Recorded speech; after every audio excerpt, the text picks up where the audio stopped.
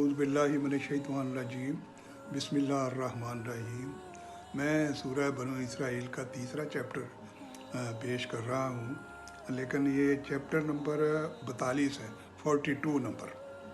तो इसमें मैं जो पहले अर्ज़ किया करता हूँ कि नमाज हमारे लिए ऐसा ही ज़रूरी है जैसा कि हमारे लिए सांस लेना ज़रूरी है। तो अल्लाह ताला हमें सजदों की लज्जत से आशना करे, आमीन। तो मैंने अब आयत नंबर 24 से ये चैप्टर शुरू करूँगा। और उनके साथ यहाँ पर फिर अभी तक वालदैन का ज़िक्र आ रहा है, और उनके साथ मोहब्बत का बर्ताव करते हुए उनके सामने अपने आप को इनकसारी के साथ झुकाओ और ये दुआ करो, या रब, जिस तरह उन्होंने मेरे बचपन में मुझे पाला है, आप भी उनके साथ रहमत का मामला कीजिए। आगे इसकी थोड़ी वजाहत है। जब भी अपने वालिदैन के सामने आओ तो तुम्हारी चाल ढाल और गुफ्तगू के अंदाज से आजिज़ी और इनकसारी और अदब व एहतराम का इजहार होना चाहिए, और दुआ करते रहो, है मेरे रब, इन दोनों पर रहम फरमा जैसे कि उन्होंने मुझे बचपन में पाला। अल्लाह ताला के हुजूर हर वक्त उनके लिए दुआ गो रहना चाहिए कि ए अल्लाह, जब मैं ज़ईफ़, कमज़ोर और मोहताज था तो उन्होंने मेरी ग़िज़ा, मेरे आराम और मेरी दूसरी ज़रूरियात का इंतज़ाम किया, मेरी तकलीफ़ को अपनी तकलीफ़ समझा और मेरे लिए अपने आराम व आसाइश को कुर्बान किया। अब मैं तो उनके उन हसाबात का बदला नहीं चुका सकता, इसलिए मैं तुझी से दरख्वास्त करता हूँ कि तू इन पर रहम फरमा और अपनी ख़ुसूसी शफ़क़त और मेहरबानी से उनकी ख़ताओं को माफ़ फरमा, आमीन। आगे आयत नंबर 25 है। तुम्हारा रब खूब जानता है कि तुम्हारे दिलों में क्या है। अगर तुम नेक बन जाओ तो वो उन लोगों की ख़ताएँ बहुत जल्द माफ़ करता है जो उसकी तरफ रुजू करते हैं। तो इसका तफसीर है कि बूढ़े वालिदैन के साथ हुस्न सलूक का हुक्म पर कमा हक़ का अमल करना आसान काम नहीं। बुढ़ापे में इंसान पर अर्ज़ल उम्र का मरहला भी आता है। ऐसी कैफियत में कभी बच्चों की सी आदतें लौट आती हैं और उनकी बहुत सी बातें नाकाबिले अमल और अक्सर अहकाम नाकाबिले तामील होते हैं। कभी उन्हें समझाना यानी पड़ता है कि, और कभी रोकना टोकने की नौबत भी आ जाती है। इन सब मराहल में कोशिश के बावजूद कहीं ना कहीं कोई गलती हो जाती है और कभी ना कभी कोई कोताही रह जाती है। यहाँ इस सियाक व सबाक में बताया जा रहा है कि अल्लाह ताला सिर्फ तुम्हारे ज़ाहरी अमल और रवैये ही को नहीं देखता, बल्कि वो तुम्हारे दिलों की नीयतों को भी जानता है। चुनांचे अगर बंदे के दिल का रुजू अल्लाह की तरफ हो और नीयत उसकी नाफरमानी की ना हो तो छोटी मोटी लग़ज़शों को वो मुआफ़ फरमाने वाला है। आगे आयत नंबर 26 है। और रिश्तेदारों को उनका हक़ दो और मस्कीन और मुसाफिर को उनका हक़, और अपने माल को बेहुदा कामों में ना उड़ाओ। तो इसकी थोड़ी तफसीर है कि बिला ज़रूरत माल उड़ाना असराफ से बड़ा जुर्म है। असराफ तो ये है कि किसी ज़रूरत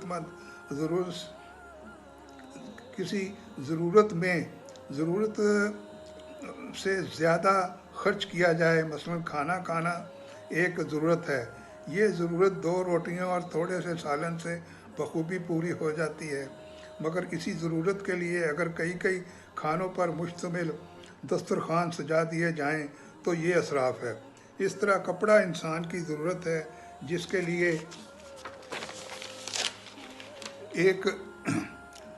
एक 2 या 3 जोड़े काफ़ी हैं। अगर अलमारियों की अलमारियां तरह तरह के जोड़ों, सूटों और पोशाकों से भरी पड़ी रहें तो ये असराफ के रमज़े में आता है। और असराफ से मुराद ऐसे बेतहाशा अखराजात हैं जिनकी सिरे से ज़रूरत ही ना हो। मसलन शादी ब्याह की रस्मों पर बेहिसाब खर्च करना और नामो नमूद के लिए तरह तरह के मौके पैदा करके इन पर माल व दौलत ज़ाया करना असराफ है। तो आयत नंबर 27। यकीन जानो कि जो लोग बेहुदा कामों में माल उड़ाते हैं वो शैतान के भाई हैं और शैतान अपने परवरदिगार का। दुश्मन है। आगे आयत नंबर 28, और अगर कभी तुम्हें इन रिश्तेदारों, मस्कीनों और मुसाफिरों से इसलिए मुंह फेरना पड़े कि तुम्हें अल्लाह की मतवक्को रहमत का इंतज़ार हो, तो ऐसे में उनके साथ नरमी से बात कर लिया करो, झिड़क कर नहीं, सख्ती से नहीं। तो आगे है आयत नंबर 29, और ना तो ऐसे कंजूस बनो कि अपने हाथ को गर्दन से बांध कर रखो, और ना ऐसे फजूल के खर्च के हाथ को बिल्कुल ही खुला छोड़ दो, जिसके नतीजा में तुम्हें काबिल मलामत और कलाश होकर बैठना पड़े। तो आगे आयत नंबर 30 है, हकीकत यह है कि तुम्हारा रब जिसके लिए चाहता है रिज़्क़ में वसअत अता फरमा देता है, और जिसके लिए चाहता है तंगी पैदा कर देता है। यकीन रखो कि वो अपने बंदों के हालात से अच्छी तरह बाखबर है, उन्हें पूरी तरह देख रहा है। आयत नंबर 31 है, और अगर अपनी औलाद को मुफलसी के खौफ से कत्ल करो तो हम उन्हें भी रिज़्क़ देंगे और तुम्हें भी रिज़्क़ देंगे। यकीन जानो कि उनको कत्ल करना बड़ी भारी गलती है। आयत नंबर 32, और ज़ना के पास भी ना फटको वो। आयत नंबर 33, और जिस जान को अल्लाह ने हुर्मत अता की है उसे कत्ल ना करो, इल्ला ये कि तुम्हें शरअन उसका हक पहुँचता हो, और जो शख्स मजलूमाना तौर पर कत्ल हो जाए तो हमने उसके वली को क़िसास का इख्तियार दिया है, चुनाचे इस पर लाजम है कि वो कत्ल करने में हद से तजावज़ ना करे, यकीनन वो इस लायक है कि उसकी मदद की जाए। आयत नंबर 34, और यतीम के माल के पास भी ना फटको, मगर ऐसे तरीके से जो उसके हक़ में बेहतरीन हो, यहाँ तक कि वो अपनी पुख्तगी को पहुँच जाए, और अहद को पूरा करो, अहद के बारे में तुम्हारी बाज़ पुरस होने वाली है। आयत नंबर 35, और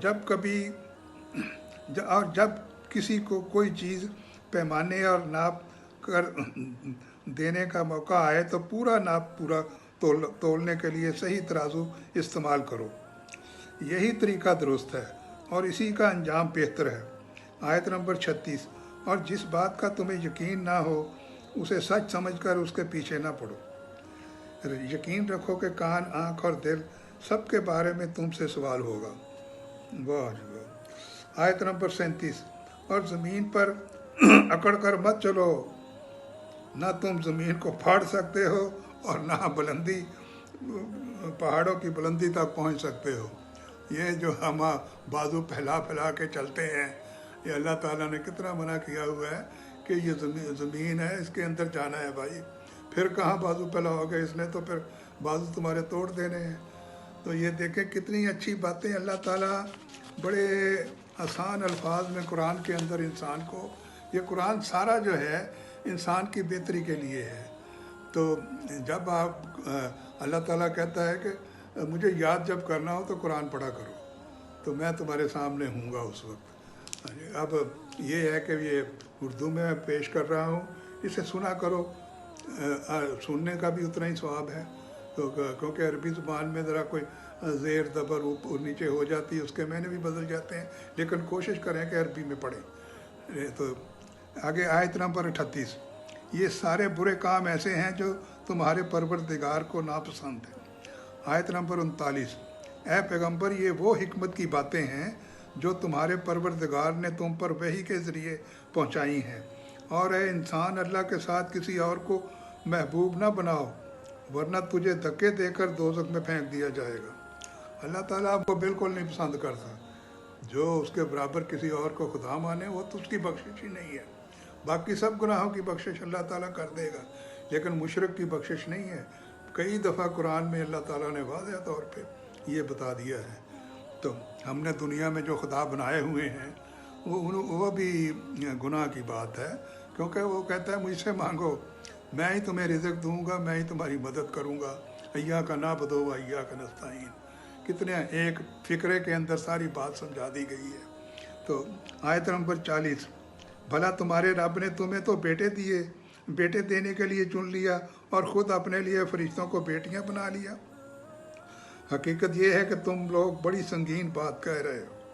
आयत नंबर 41, और हमने इस कुरान में तरह तरह से वजाहतें की हैं ताकि लोग होश में आएँ, मगर ये लोग हैं कि इससे उनके भटकते ही रहते हैं और इजाफा हो रहा है उनके भटकने में। आयत नंबर 42, कह दो कि अगर अल्लाह के साथ और भी खुदा होते तो वो अर्श वाले हकीकी खुदा पर चढ़ाई करने के लिए कोई रास्ता पैदा कर लेते। आयत नंबर 43, हकीकत ये है कि जो बातें ये लोग बनाते हैं उसकी ज़ात उनसे बिल्कुल पाक और बहुत बालातर है। आयत नंबर 44, सातों आसमान और ज़मीन और उनकी सारी मखलूक़ात उसकी पाकी बयान करती हैं, और कोई चीज़ ऐसी नहीं है जो उसकी हमद के साथ उसकी तस्बीह ना कर रही हो, लेकिन तुम लोग उनकी तस्बीह को समझते नहीं हो।